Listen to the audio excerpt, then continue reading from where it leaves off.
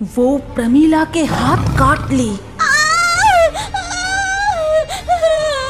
इसके बाद वो गाय की फूट दिनेश की ओर जाती है, उसे सींग से मारने लगती है और गरजती है।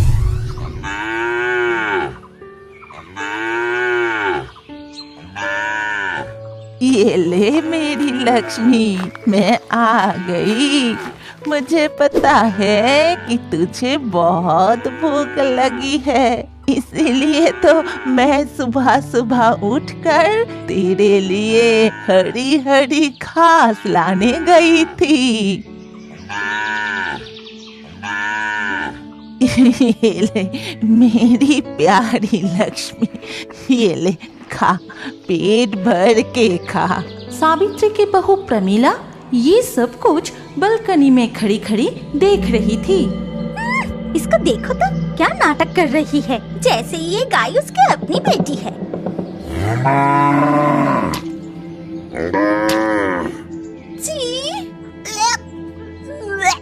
उफ, मुझसे और बर्दाश्त नहीं होता।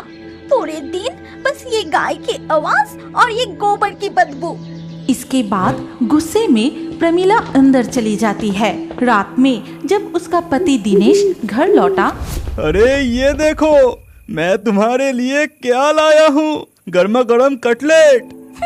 आप कटलेट लाए हैं और इधर गोबर की बदबू से मेरा दम घुट रहा है, गाय की आवाज से मेरा सर फट रहा है। ओहो, ये परेशानी कब खत्म होगी? मुझे ही कुछ करना पड़ेगा। रुको, मैं अभी आता हूँ। ये कह के दिनेश कमरे से बाहर चला गया और साथ ही साथ प्रमीला पैकेट खोल के फिश कटलेट खाने लगी। उधर दिनेश, माँ, घर पर बैठे बैठे क्या कर रही हो? अरे बेटा, सुबह में 2 मुट्ठी चावल खाए थे, अब बहुत भूख लगी है, इसीलिए सूखा मुरमुरा खा रही हूँ। सुनो, तुम क्या खा पी रही हो ये पूछने मैं नहीं आया। पहले ये बताओ, तुम्हारी वो गाय लक्ष्मी, उसे कब यहाँ से भगाओगी? ये तो क्या कह रहा है बेटा, वो सिर्फ मेरी गाय नहीं है, वो तो मेरी अन्नदाता है। उसकी दूध बेचकर ही तो मुझे सुबह शाम खाना मिलता है। ये सुनते ही दिनेश गुस्से में आके माँ के कमरे से निकल गया। फिर आंगन से जाते हुए कहने लगा, माँ को कहने से कुछ होने वाला नहीं, पहले ही गौशाला में जाके उसे पीटना चाहिए था। फिर दिनेश एक डंडा उठा के सीधा गौशाला में चला गया और वहाँ जाकर गाय को बहुत पीटने लगा। आज इस गाय को ही पीट पीट के सारे परेशानी ही खत्म कर दूंगा। तभी सावित्री और प्रमीला भी वहाँ पहुँच गई। ये तू क्या कर रहा है बेटा, इस निर्दोष प्राणी को क्यों मार रहा है? क्यों मार रहा है? मार रहा है, सही कर रहा है। ये गाय दिन भर शोर मचाती है और इसकी बदबू से मैं ठीक से खाना भी नहीं खा पाती। हाँ, उसे मार कर ही सारे परेशानी खत्म कर दूंगा। तुम दोनों अपनी माँ को खाना तक नहीं देते, घर में रहने तक नहीं दिया, झोपड़ी में रहती हूँ। घर अंधेरा है, हवा भी नहीं है, मैं जिंदा हूँ सिर्फ लक्ष्मी की वजह से। और उसे तुमने तुम दोनों मिलकर मुझे। सावित्री की तबीयत धीरे धीरे खराब होने लगी। वो कांपते हुए बार बार खांसने लगी और खांसते खांसते आखिरकार, हे भगवान, ये क्या हो गया? कोई आके तो देखो, मेरी सासू माँ को क्या हो गया? मर गई मेरी जान छोटी, अब मुझे रो रो कर दिखाना पड़ेगा। माँ, क्या तुम सचमुच मर गई क्या? इसके बाद सारे गांव वाले मिलके सावित्री की अंतिम संस्कार के लिए जब शमशान की ओर जाने लगे, तब उसकी गाय लक्ष्मी बहुत रो रही थी और वो बार बार रंभाने लगे। बोलो होरी, होरी बोल, बोलो होरी, हरि बोल। कुछ दिन बाद सावित्री के सारे श्राद्ध के काम हो जाते ही एक दिन प्रमीला ने कहा, ए जी, सुनते हो, अब माँ का श्राद्ध तो हो गया और सारे मेहमान भी अपने अपने घर जा चुके हैं। अब इस गाय का तो कुछ इंतजाम करो। ये सुनते ही दिनेश गौशाला में जाके गाय की रस्सी खोलकर उसे घर से बाहर निकल दिया। सावित्री के जाने के बाद से उसे ठीक से खाना ना मिलने पर वो कमजोर पड़ गई थी।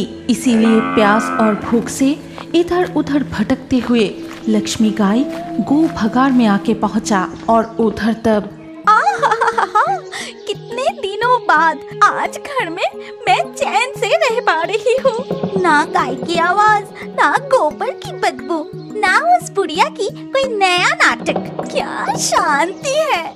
उधर लक्ष्मी गाय घूमते हुए कचरे के ढेर से खाना ढूंढ के कुछ बचा कुचा खाना खा के दिन गुजरने लगी। जब उसका बच्चा पैदा होने वाला था तब लक्ष्मी गाय की तबीयत और बिगड़ने लगी और वो दर्द के मारे जोर जोर से चिल्लाने लगी।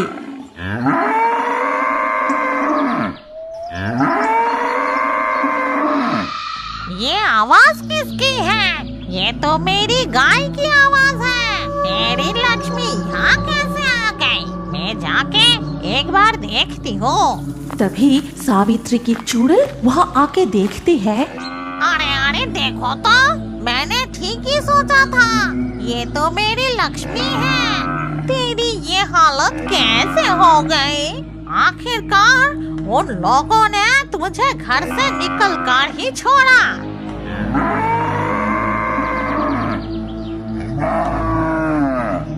मेरी लक्ष्मी, तुझे बहुत तकलीफ हो रही है ना? अभी सब कुछ ठीक हो जाएगा मेरी बच्ची। तेरा बछड़ा पैदा होगा और तू उसे दूध पिलाएगी।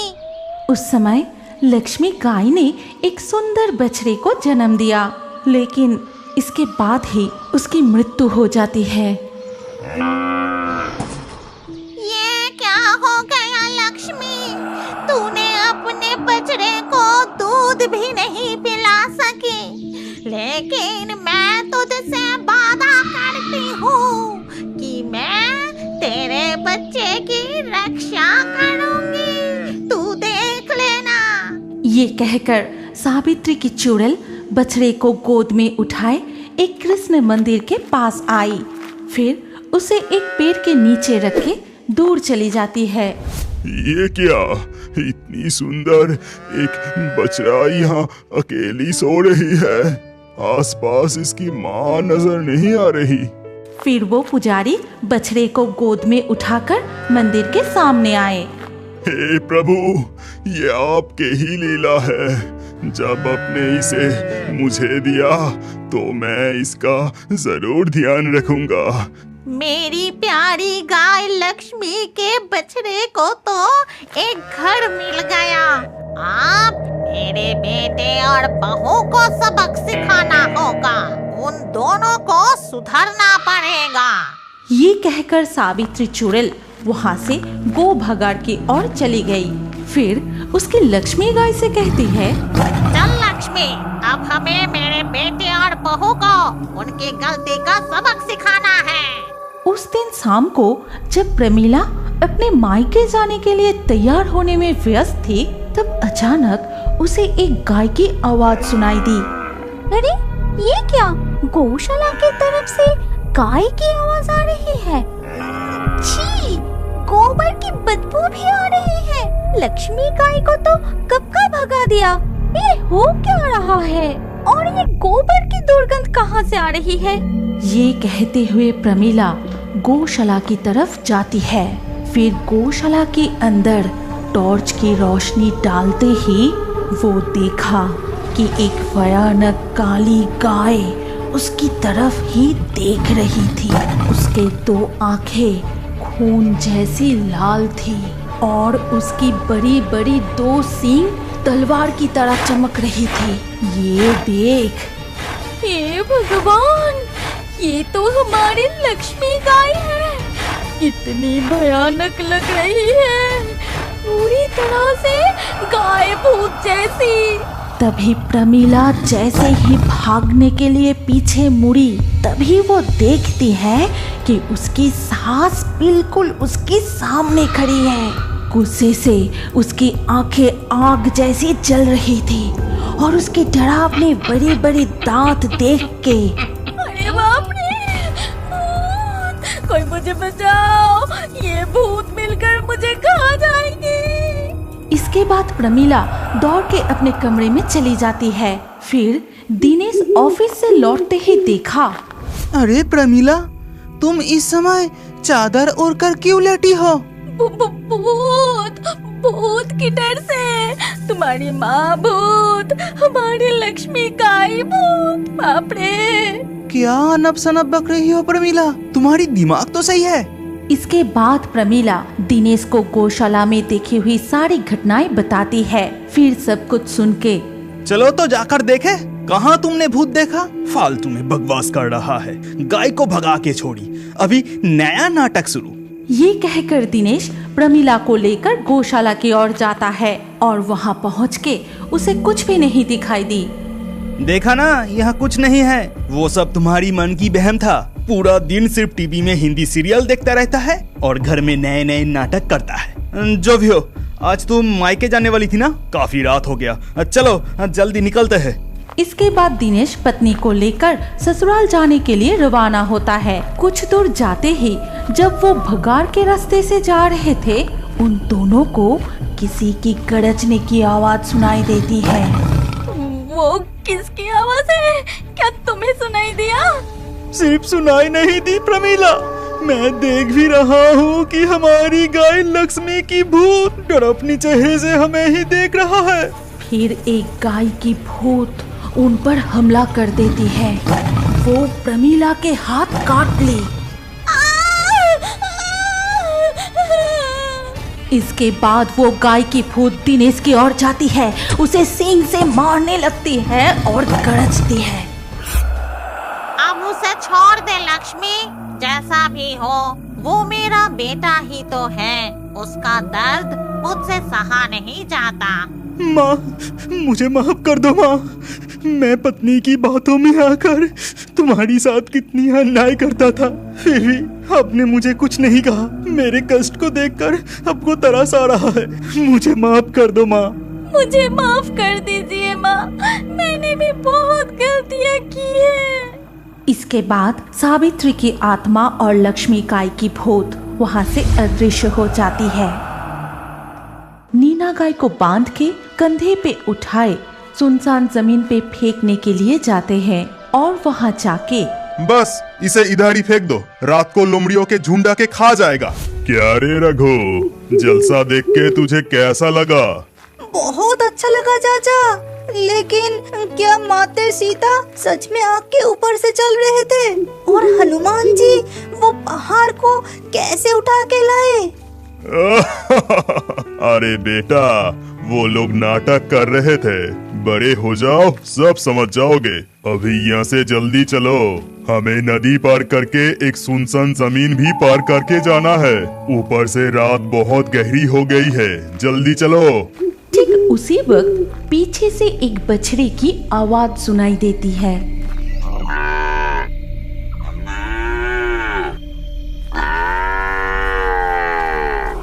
वो आवाज सुन के रघु वहीं रुक जाता है। चाचा, लगता है हमारे पीछे एक बछड़ा आ रहा है। चलिए ना, उसको पकड़ के हम घर ले जाते हैं, हमारे गायों के साथ उसको भी पालेंगे। ओहो, तुम रुको मत और गलती से भी पीछे मुड़ के मत देखना, यहाँ से जल्दी चलो। इसके बाद वो दोनों फिर से चलने लगे। फिर नदी पार करके सुनसान जमीन से गुजरते वक्त अचानक देखते हैं कि दो मिट्टी की हंडी उन दोनों के सामने अपने आप लुढ़क रहा है। इधर वो बछड़ा पीछे से पुकारते ही जा रहा है और ठीक उसी वक्त ना जाने कहां से एक गाय की हड्डी आके गिरा। चुप चुप, जरा सा भी आवाज मत करो और गलती से भी पीछे मुड़ के मत देखना। आओ, तुम्हें कंधों पे बिठाता हूँ। तभी उसके चाचा ने रघु को कंधे पर उठाया और तेजी से घर की ओर चले गए। इसके बाद बिस्तर पर लेटे हुए रघु अपने चाचा से पूछता है, चाचा चाचा, तब वहाँ पे वो सब क्या हो रहे थे? और वो बछड़ा किसका था? हमारे पीछे पीछे आ रहे थे, फिर अचानक गायब भी हो गए। वो क्या था पता है? वो था गाय की भूत।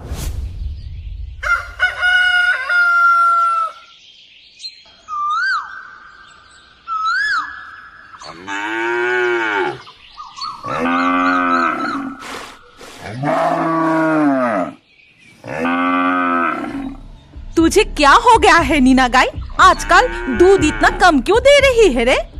लगता है जब तक मार नहीं खाएगी दूध नहीं निकलेगी तेरी। अरे तुम खड़े खड़े क्या देख रहे हो? जरा इसको सबक तो सिखाओ। तभी रामू गाय को डंडे से जोर जोर से पीटने लगा और वो गाय दर्द से बहुत रोने लगी। आज सिर्फ इतना सा दूध दिया? देख अभी मैं तेरी क्या हालत करती हूँ। तुझे आज खाना नहीं मिलेगी, साथ में तेरी बछड़े को भी खाना नहीं मिलेगी। ए जी चले आओ।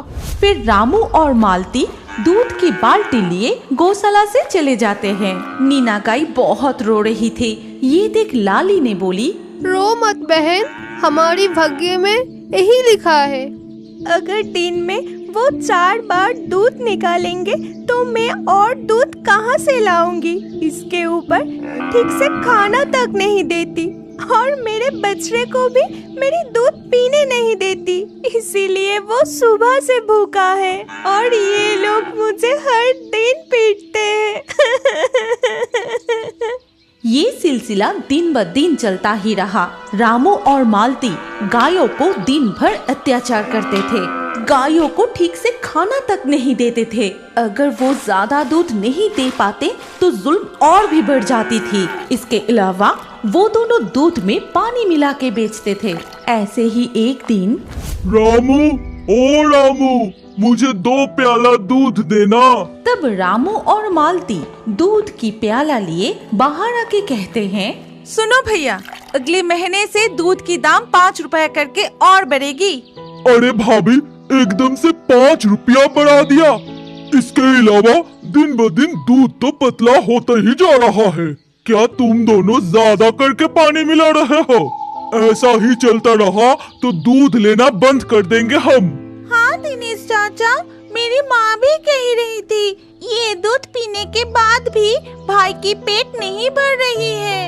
लगता है चाचा चाची दूध में ज्यादा पानी मिला रहे हैं। नहीं नहीं, तुम्हें जरूर कुछ गलतफहमी हो रही है। हम दूध में जरा सा भी पानी नहीं मिलाते। ये लो दूध की दाम। वैसे भी दूध तो बिल्कुल पानी की तरह पतला है और दाम भी ज्यादा। सुनो, हम अगले महीने से तुम लोगों से दूध नहीं लेंगे।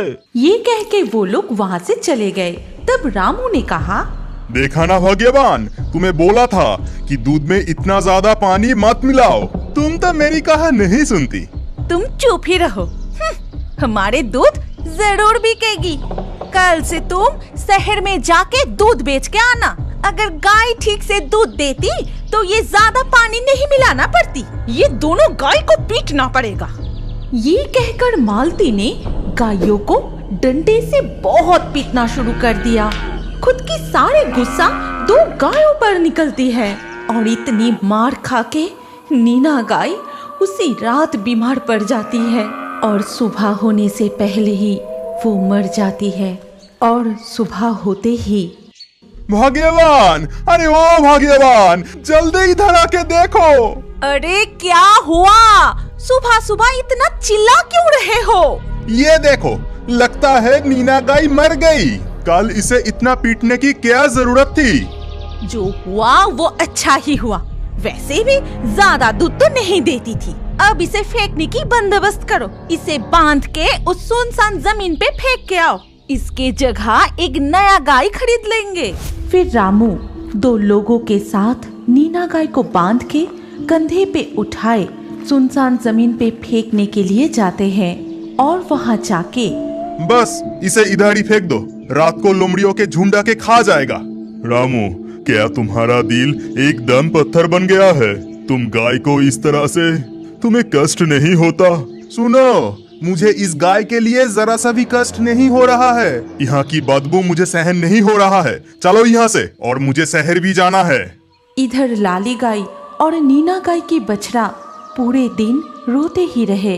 फिर धीरे धीरे रात हो जाती है। उसी दिन रात को रामू जब शहर में दूध बेच के उस सुनसान जमीन के ऊपर से लौट रहा था।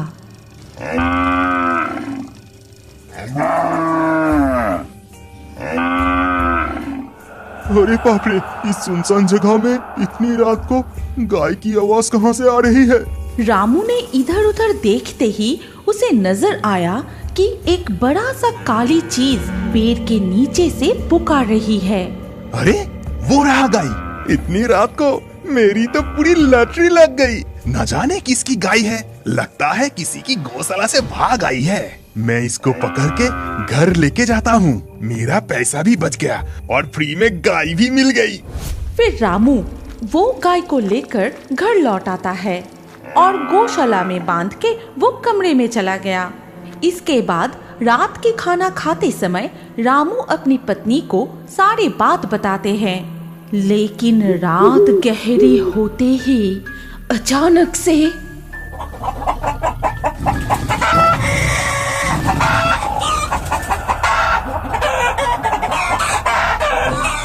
भाग्यवान, सुनाई दे रही है? ध्यान से सुनो। बाहर सारी मुर्गियां इस तरह से चिल्ला क्यों रहा है? वो आपस में लड़ रहे होंगे। तुम अब सो जाओ, कल सुबह देखेंगे। अगले दिन सुबह वो उठ के देखा कि उनके फार्म में एक भी मुर्गियां नहीं है। सिर्फ इधर उधर मुर्गियों की बहुत सारे पंख बिखर के पड़े हैं और पूरी जगह खून से भरी है।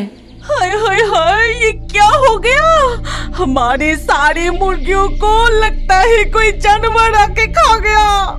उसी दिन शाम को जब रामू और मालती दूध निकलने गए तो देखा कि बछड़ा लाली का दूध पी रहा है। ये देख उन दोनों को बहुत गुस्सा आता है।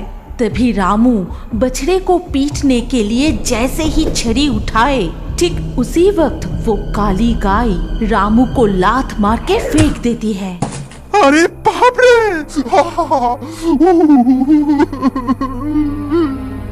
अरे इस गाय की इतनी साहस, तुम्हें लात मार के गिरा दिया। मैं आज इसे अच्छे से। ठीक उसी वक्त वो काली गाय दहड़ता हुआ उनके तरफ आने लगे। खून जैसी लाल उसकी दो आंखें, मुंह से लार टपक रही है। नुकीला दांत, दो सींग चाकू जैसा चमक रहा है। इसकी चेहरा है भयानक काले दानव की तरह। अरे बाप रे, ये तो राक्षस जैसी चेहरा। ये तो गाय की भूत है। रामू और मालती गाय की ऐसी भयानक रूप देख के सारे होश खो बैठे। इसके बाद अगले दिन सुबह गांव के लोग जब उस सुनसान जमीन से गुजर रहे थे तब उन्होंने देखा कि रामू और मालती की लाश वहां पड़ा हुआ है। क्या आप बड़े होकर भी कार्टून देखना पसंद करते हैं? तो अपना नाम कमेंट करें और हमारे पिछले वीडियो से लाकी ड्रॉ में चुने गए नाम हैं बादल, साइना, विनोद, बाबुल, नमन, प्रिंस, अलीशा, असीका, सुजीत, बंसी, अनीता, सुनील, फैजान, आयन, प्रांजल। जिन दर्शकों ने हमारे चैनल को सब्सक्राइब करके फिर कमेंट में अपना नाम लिखा, हमारे अगले वीडियो में उन्हीं के नाम चुने जाएंगे। इसीलिए फेयरी टून्स यूट्यूब चैनल को जरूर सब्सक्राइब करें और स्क्रीन पर आई हमारी अगली कहानी भी देखें। उसमें भी आपका नाम हो सकता है। अगर नाम नहीं आया तो अगले वीडियो में आपका नाम लिख दीजिए। सोच क्या रहे हैं? जल्दी से क्लिक करके देखिए।